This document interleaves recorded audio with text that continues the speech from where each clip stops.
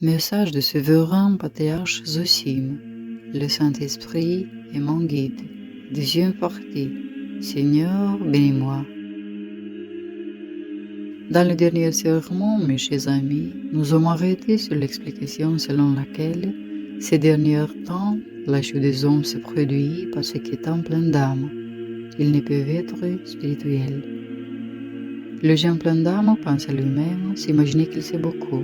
Mais la connaissance sans le Saint-Esprit ne fait qu'enfler les hommes, tandis que l'amour édifie. Pour apprendre à distinguer le spirituel de l'âme, une petite explication s'impose. En réalité, avant la chute d'Adam et Ève, ils avaient une perception sincère et authentique de tout ce qui les entourait. L'esprit de l'homme se jette à l'envoi sur le trône du cœur. Et lorsque l'esprit de l'homme est dans le cœur, la véritable vision sincère s'ouvre. Une telle personne voit sans équivoque le blanc comme blanc et le noir comme noir. Mais après la chute, l'esprit a quitté le cœur et s'est assis sur le jugement.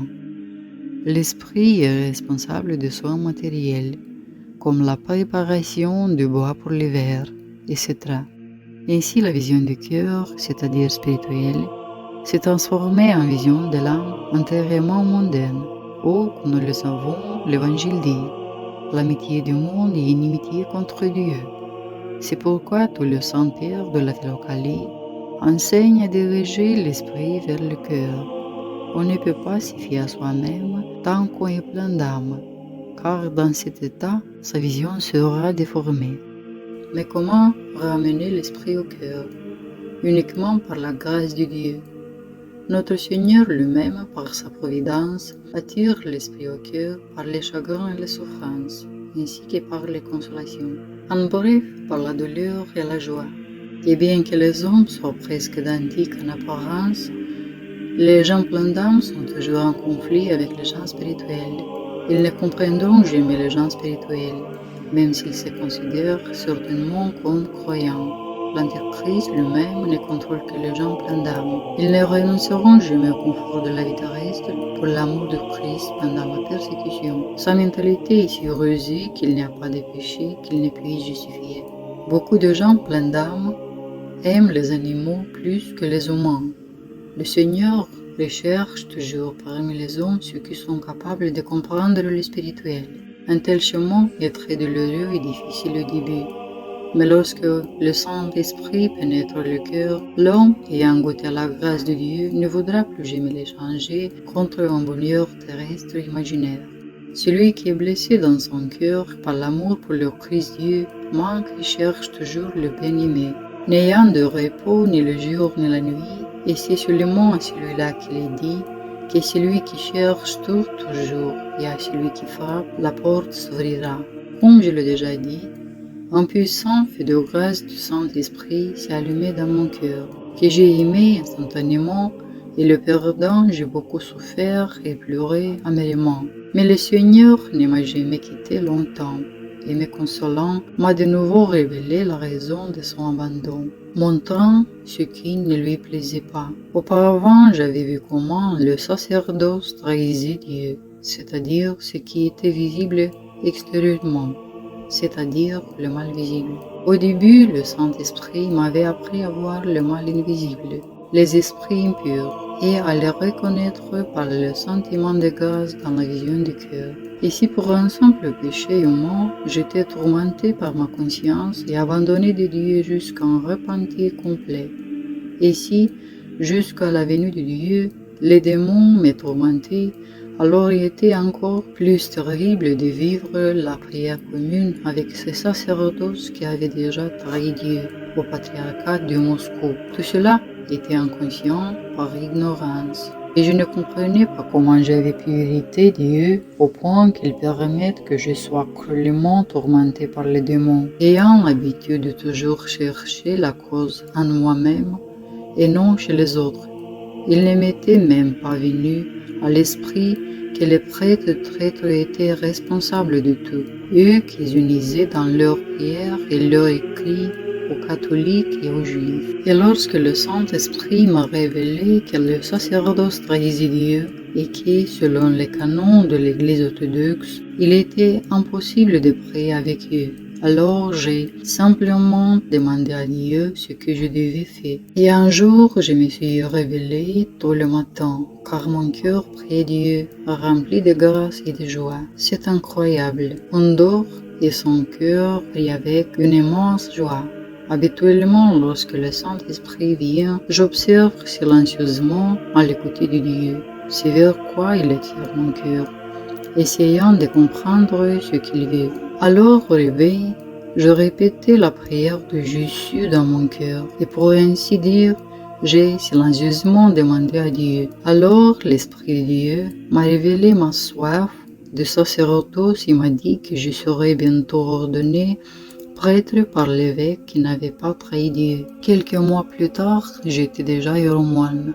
Pour ne pas m'écarter du sujet, je décrirai brièvement mon parcours sans mentionner les nombreux miracles et souffrances que j'ai vécus lors des différentes venues de l'Esprit de Dieu. Outre les consolations et l'enseignement habituel, j'ai parfois reçu une révélation plus claire qui s'inscrivait dans un cheminement particulier, non seulement pour moi, mais aussi pour beaucoup. Et sur ce chemin, le Christ notre Dieu était toujours en tête. Je décrirai brièvement les révélations importantes pour beaucoup. Le Seigneur m'a caché beaucoup de choses, c'est-à-dire que je n'ai pas vu tout le tableau.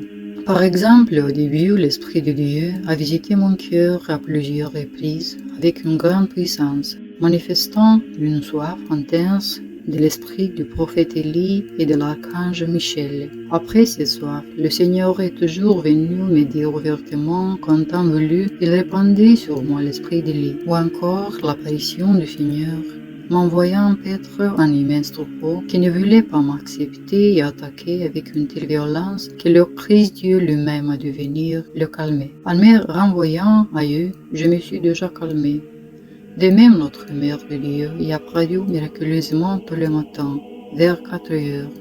Après de grandes souffrances, et réconforté par son amour maternel, il m'a dit « Bientôt tu se réveilleras, mon fils ». De plus, avant même d'être prêtre, alors que je priais dans la pièce près de l'icône à Divevo, l'Esprit de Dieu m'a rempli de grâce et je me suis immédiatement retrouvé dans la forêt, où les militaires m'ont emmené pour tuer. À ce moment-là, mon cœur brûlait si fort d'amour pour Dieu, que je souhaitais que ce désir se réalise rapidement, afin que je puisse m'unir au Christ bien-aimé. Tout cela et bien plus encore m'a révélé une certaine providence divine, non seulement pour moi, mais aussi pour d'autres croyants sincères. Je décris ici brièvement les événements qui me sont arrivés et qui sont également fatales pour d'autres. Je pense également qu'il convient de mentionner les 3 visions de l'Antéchrist, le fils du diable, après lesquelles je fus paralysé 3 fois pendant un certain temps.